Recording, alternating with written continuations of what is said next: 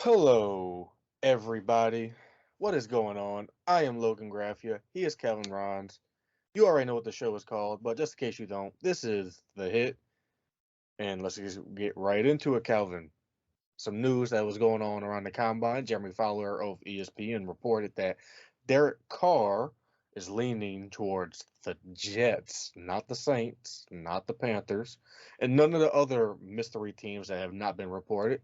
The Jets. And I want to just say, I am not surprised. The more and more this dragged out, Calvin, I want to just say the more and more, or the less and less confident I got that he was going to come here. I know I've been talking to you about him coming here and how confident I am, but the more, like I just said, the more and more it simmered, the less and less confident I got. So with the news coming out today, I think my confidence level went from 85% to a whopping probably I'm like 50% certain that he's coming here, which is low odds, but I'm sure you're not surprised. No, I'm not surprised. I'm not surprised, and nor am I freaked out whatsoever. Everybody knows I was indifferent at best on Carr. If we got him, cool. If we didn't, whatever. It is what it is. Uh, yeah, I can't really say what I want to say about him, but this is another iteration of Mickey Loomis and company once again failing to obtain major free agent talent. I don't know what it is. I don't know what they're saying to these people. I don't know where they're going. They might be going to the Acme Oyster House. I don't know where they're going. Wherever they go to bring all these free agents, they got to stop going because, bro, they never come here. They never do. And the times they do They come, never we do. get we get Jairus Bird. Those are the ones that do come. So Gosh, yeah, I mean, we're gonna have to have an internal investigation and just really look at Mickey Loomis and company and see what they're really saying to these guys because something's fishy about that. I've never really seen a team that's just so inept at getting talent. Like, the Lions are bad at getting free agency talent because they're the Lions. They suck. Like, we don't suck. We're not bad. Even when we were like, 2017, 2018, 2019, nobody wanted to come here. And I understand why. Like, they'll say, oh, I wanted to win. I want to compete for a championship. Well, we literally got a team that, went, what, 13-3. We got a team that went 11-5. And then they say, you know what? I'll go to the Browns instead for less money. Like, it never makes sense to me what's going on. So, you know what? Derek Carr was a loser with the Raiders, and he's going to continue to be a loser with the Jets. So, I mean, hey, he's used to losing, so I don't blame him. He's going to be continue to get his cheeks clapped by Joe Burrow, Josh Allen, Patrick Mahomes, Deshaun Watson's there now. Shout out Justin Herbert. All those guys are going to continue to work him for however many years he signs with the Jets because it's probably where he's going. You know what? The guy's on his knees for New York because New York sent him sitting here and said, "Hey, you the side piece right now. All right, we want Aaron Rodgers. You the side piece." And he's like, "Oh, absolutely. Okay, yes, I'm so fine with being that. Yes, absolutely. Anywhere but New York. I want to be with you guys. I want to end up being the main." But nah, the guy's on his knees for New York, and it's quite sad to see. But like I said, career loser. He's going to continue to be a career loser. Um, he had an opportunity to come to the NFC, potentially be a top five, top six, seven, eight, nine, whatever you want to say, quarterback in the NFC. Go to a very weak quarterback division in the NFC South and have an amazing defense, a top five defense. But you know what? He wants to be in New York. He wants to wear green. He wants to have Zach Wilson as his teammate. I mean, I don't understand the kid. Uh, more power to him, but we're gonna be fine with or without the man. well, I'm kind of indifferent on it now too because the more and more I thought about it, and the more and more that I kind of like deep dived into the combine today, I don't want to touch on it too much. I want to wait till next week for a certain reason, but the more news that came about the Saints looking at quarterbacks, and one of them that they kept bringing up, even Daniel Jeremiah was on Pat McAfee's show saying, uh, this quarterback that I'm about to mention is a perfect fit for the Saints. I mean, it seems like the stars are aligning, just like last year when everyone was saying, oh, Olave is a perfect fit for the Saints. Lo and behold, he's on the Saints. And I'm going to talk about Hendon Hooker. I mean, we've talked about him many, many times on this show, but It just seems like at this point, Carr's not coming.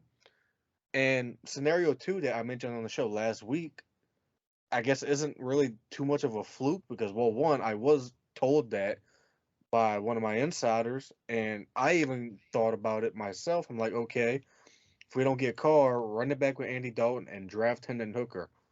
Because if you think about it, I don't think Andy would be the starter for that long. Maybe 3 weeks max, and then you throw Hendon out there. And I really think Hendon could be a 10-year guy. And another thing, I mean, I keep arguing with people about his injury, his age. And then I was actually watching Matt Moscona's show, and I read a comment, but in about Roger. Someone made a comment about Roger Staubach's age when he first played. I know this is different eras, but just bear with me. I actually did some research, and it wound up being true. Roger Staubach didn't play his first NFL game for the Cowboys until he was 26 years old. Coming, I think he had to serve a few years in the Army or the Navy at the time, but 26 years old, and he's known as Captain America now. He's in the Hall of Fame for a reason. I know it's different eras, but come on now. Why not? I don't think age really matters here. It really doesn't. Brandon Whedon was 28 when he took his first snap, and he sucked. So But Hendon there's was a way. there's a there's an argument to every side of the There coin that you want is. to have. No, there is. But I mean, Brandon Whedon, I mean, he went to the Hey, Browns. I'm just playing devil's advocate because I'm No, not I gonna know sit you here and are. be like, oh, absolutely, like, No, no, no, nah. I'm no. gonna I be know I'm what gonna be I the know you Shannon are. Sharp of this. I know you are, but it's just, I mean, he went to the Browns, which at the time was just there was a quarterback graveyard. If you go to the Browns, you were going into the quarterback graveyard. I mean, let's be honest. They drafted Brandon Whedon that year, and I think Justin Gilbert, if I'm not mistaken. I mean, whew, how did that work out? Not great at all. But Hall of Famers, as we all know.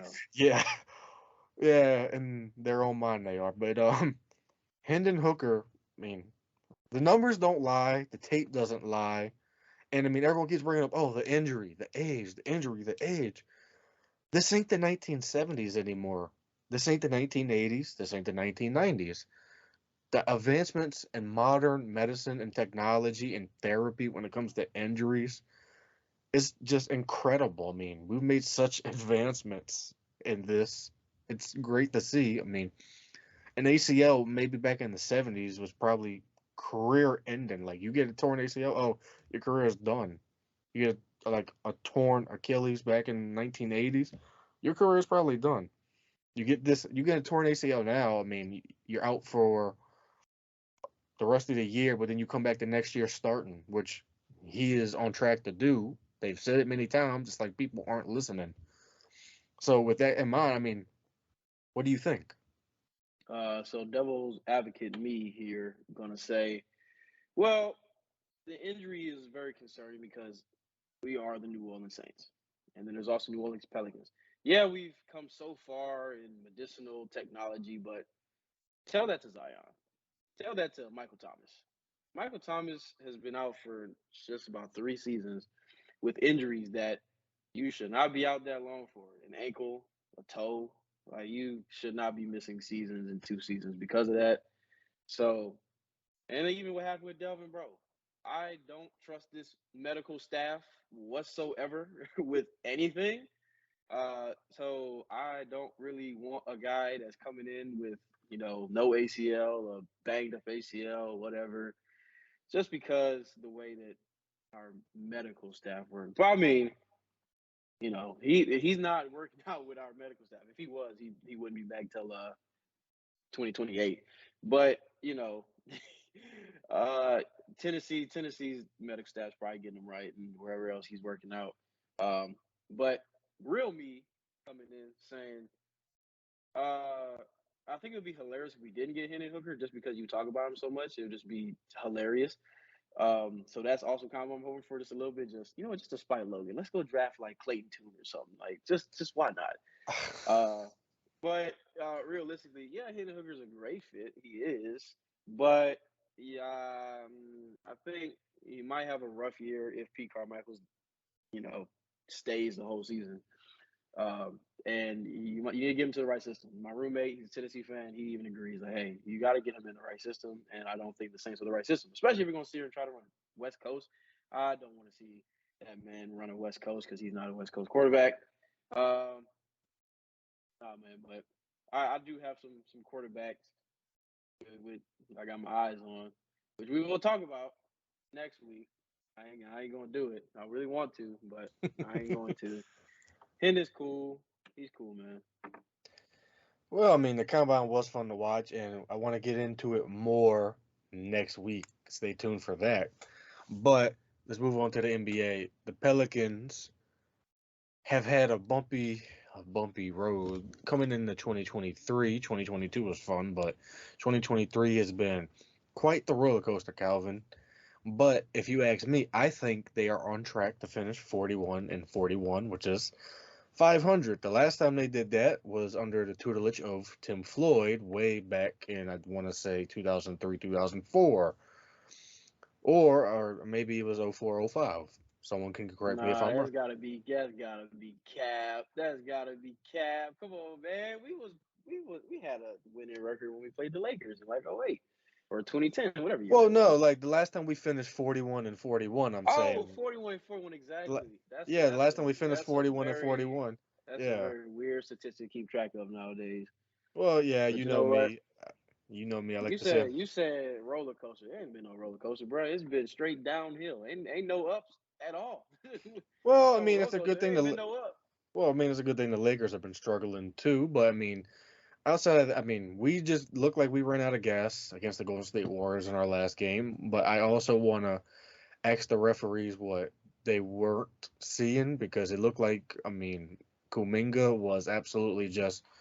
I don't know. I mean, I've heard of face guarding, but that looks more like a mugging to me. But I'm not going to speak on that. But outside of the Pelicans, Calvin, I want to just focus on them anymore. What are some surprise teams this year in both conferences, either or conferences, that have just surprised you in general, good or bad? The Kings are what the Pelicans should be. That's just realistic. They have the same record that we should have been having at this point if everything went right. No one had, and I tweeted out, I said, look, I'd rather have no expectations at all, and or bad expectations, and then blow it out the water, and then have all the expectations in the world. Oh, I'm gonna finish first, second, third in the West, and then just crap yourself like what the Pelicans have done. The Pelicans are a laughing stock to me currently because you're the one seed in the West, and I get it, your best guy goes down, but your second best guy comes back, and you still can't win games. And the way that they're playing games is just so hard. They just make it so hard on themselves. They don't have any paint defense. Uh, when they do stop the threes, they don't get rebounds. They are only trying to get tough shots. It's terrible. But that's from the Western Conference.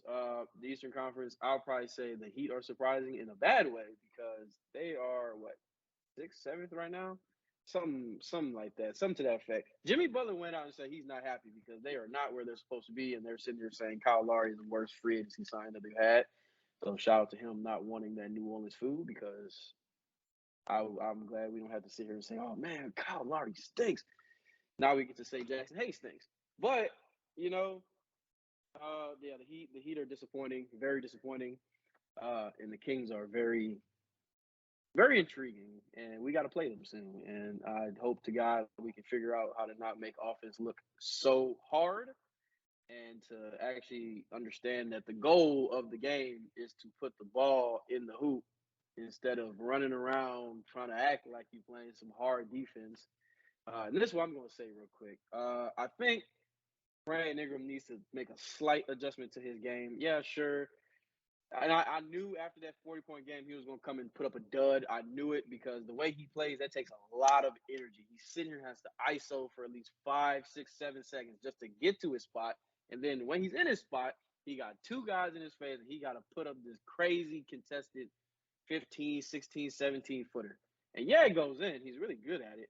But I would prefer if he would stop trying to do that all the time. I think if you just drive a little bit more, get some fouls, and I think the team as a whole, I hate to say it, I hate being this guy, but the team needs to start flopping. We need to start flopping because we have been punished so many times from I flopping. agree. Jonathan Kuminga was sitting there flopping his tail off. Jordan Poole was flopping his tail, and they're getting all these calls. And Bi is going up for contested layups on 3 people, and he's getting just absolutely manhandled, throwing him to the ground, kicking him in the face, and saying, "Give me the shoes. I want them shoes you got." Taking his shoes, taking his wallet, taking everything, untying his braids, and no, he's not getting a call. So I think the team needs to, swallow their pride, start flopping because that's the only way you're going to get fouls in this league. You got to start foul baiting. Bi needs to. I get it.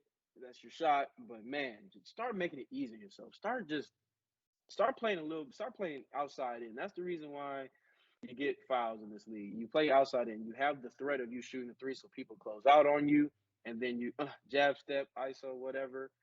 And then you drive, and now teams have to collapse on you. That's why Zion just has that quick, uh, instinct to just go. And when he drives, you have to respect it, and that's why everybody gets open. And we just don't have anybody on this team that drives and takes the defense with them. So that's the adjustment. Uh, I talk bad about Jackson all the time, but Jackson's been looking pretty solid recently. I ain't gonna lie. I'll give him his props on that. But he usually does do good after the trade deadline, doesn't he? It's pretty sus, isn't it? But yeah, man. Well, I mean, for me, the surprise teams for me this year, in a good way, one is the Cleveland Cavaliers, most definitely. Donovan Mitchell looks outstanding. Now the Knicks are looking like they're on the up and up since they got Josh Hart. Oh, surprise, And of surprise. course, I mean, the Sacramento Kings look like the Sacramento Kings from way back in the day when they had Chris Webber, Peja Stojakovic, Mike Bibby, and all of them guys. Let's even throw white chocolate in there, Jason Williams. Those are my surprise teams, but to no surprise on this, though, Tommy Fury just beat Jake Paul in a boxing match, Calvin. I don't know if you were aware of this. I I'm mean, tapped in all that, boy. I'm tapped in all the combat I sports. was I was very, very happy about this because I really just do not care for the Paul brothers. I know I sound like a hater, but I just really do not care for the Paul brothers. One, as you can see, the first time one of the Paul brothers actually fights a real boxer, they lose. Jake Paul loses to a real boxer and Tommy Fury, who just so happens to be Tyson Fury's brother. So that made me very happy. But quickly, what did what did you think of the fight? Was you happy that Fury won?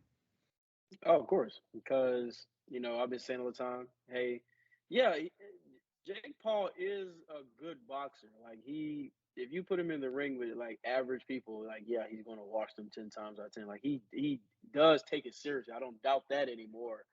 But I did doubt his competition. Right, Ben Askren was never even a striker in the MMA, and he wasn't even that great in the MMA period. And then you go get Tyron Woodley.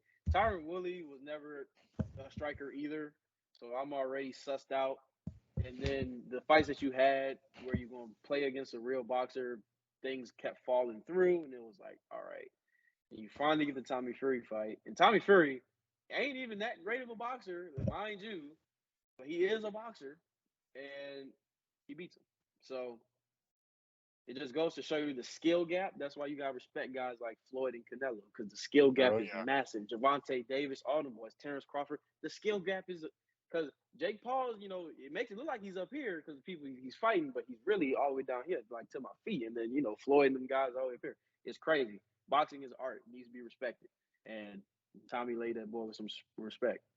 Oh, I agree. I agree. But another one that we got to talk about. I mean, man, I'm not a huge UFC guy, but I know who this man is, and I didn't get a chance to really watch the fight, but I was able to get to the highlights because I mean I am a fan of this guy, Jon Bones Jones. Ain't no highlight. Fight was like 2 minutes. Ain't Well, no yeah, highlight. I yeah when I was watching the highlights, it wasn't that long because I want to say I was watching maybe the Pelicans game. I'm not entirely sure, but wow, I mean for him to be have 3 years off and to come back and just do that in that short amount of time. I mean, everyone is already was calling him the GOAT, and now they're already saying that he's the GOAT in MMA and UFC. I mean, Calvin, I mean, what did you make of this quick little spar, let's just say, that Jon Jones had with Cyril Gane? I'm not really that big of a fan of Cyril Gahn. Cyril Gahn he's supposed to be better, but he is lazy. He did come out and say, "Oh yeah, I don't even train unless I know there's a fight." So clearly, we can see that. Uh, but I mean, the guy has all the tools. He's super athletic, super explosive. Like he doesn't move like a heavyweight, and he still loses because his takedown defense is just trash, and his ground game is trash.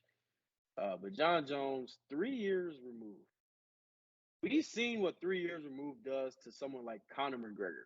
He got whooped, and he just keeps getting whooped. And then Jon Jones comes back.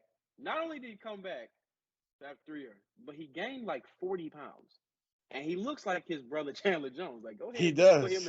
put him in the black and gold. Let me see what you talking about. I seen him do some pass rush moves on David Njoku a couple days ago, and he was working David Njoku. That's what I'm saying. Hey, you working an NFL tight end like that? Hey, Oof. I might shoot you a little contract on the side. Come for the vet minimum. See what it is. See what it is.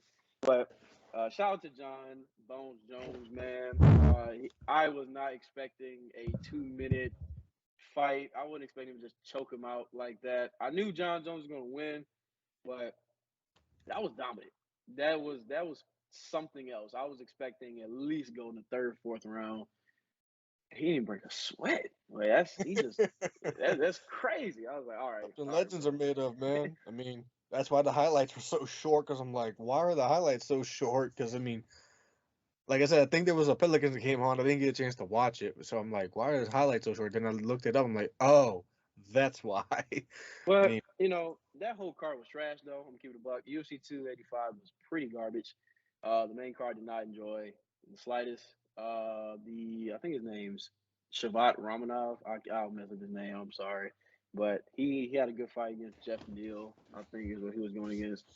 Uh, Valentina Shevchenko got just super upset by Alexei Grasso. I think it's Grasso. Uh, she was minus 1,000 odds to win, and I believe, was on a 9 fight win streak, and she's been dominating that division for a long time. She's like the Alexander Volkanovski of her division, and also the Amanda Nunes for Amanda Nunes lost. She comes out and loses, man. Like it's crazy. Izzy lost, Amanda Nunes lost, Usman lost, Valentina Shevchenko lost, Francis is out the UFC. Man, we have an entire like new set of champs, uh, almost. And it's just weird to see. But yeah, all those fights kind of sucked. As great as it was seeing Jon Jones do that, it sucked because there was like no action. It was just all right. I'm just gonna chuck you out, and that's what happened. But he's a goat. Shout out. shout out to him.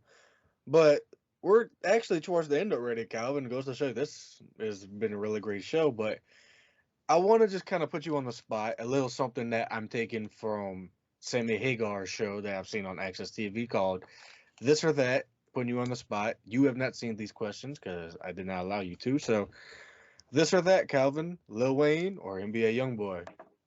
I love my guys, but Lil Wayne. That's not a trap question. You're not gonna try to trap me, man.